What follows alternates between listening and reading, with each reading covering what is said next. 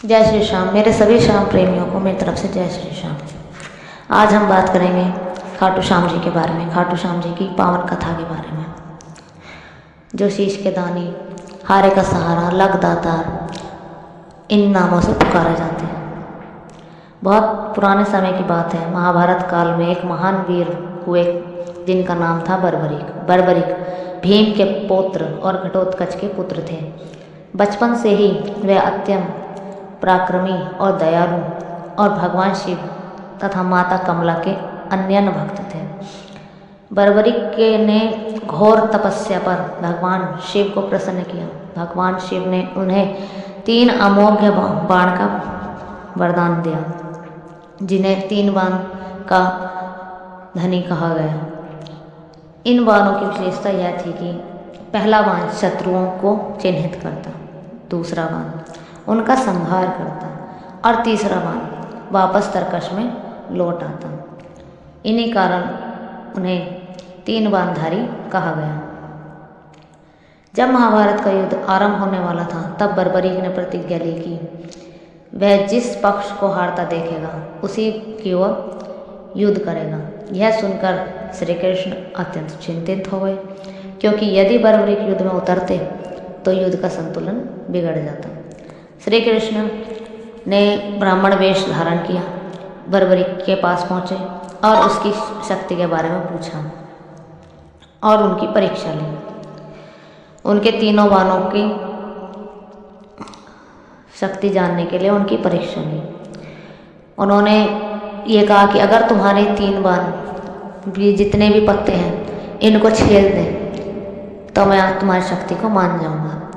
श्री कृष्ण ने चालाकी से एक पत्ता अपने पैर के नीचे छुपा लिया। श्री बर्बरीक के बाण ने सारे पत्ते छेद दिए उस पेड़ के। फिर बाण श्री कृष्ण के पैर के पास आकर रुक गया।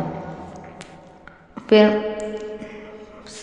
बर्बरीक बोले, हे ब्राह्मण देवता, अपने चरण हटाइए, मेरा बाण इस पत्ते को छेदने के लिए व्याकुल है।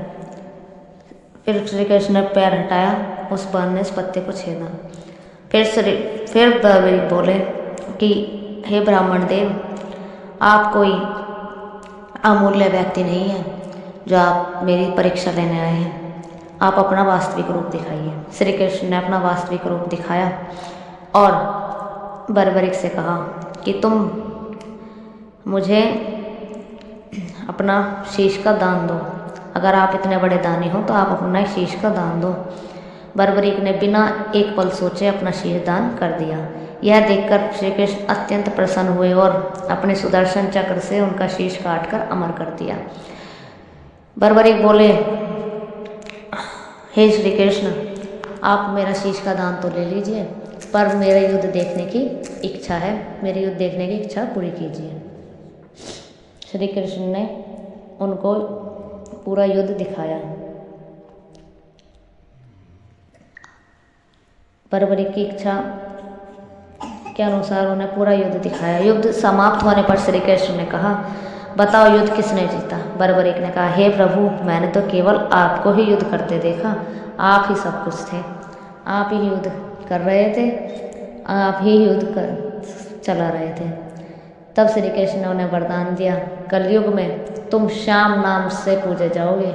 जो सच्चे मन से तुम्हें पुकारेगा तुम उसके सभी दुख हर लोगे। इसी वरदान से खाटू श्याम जी कहलाए, हारे का सहारा।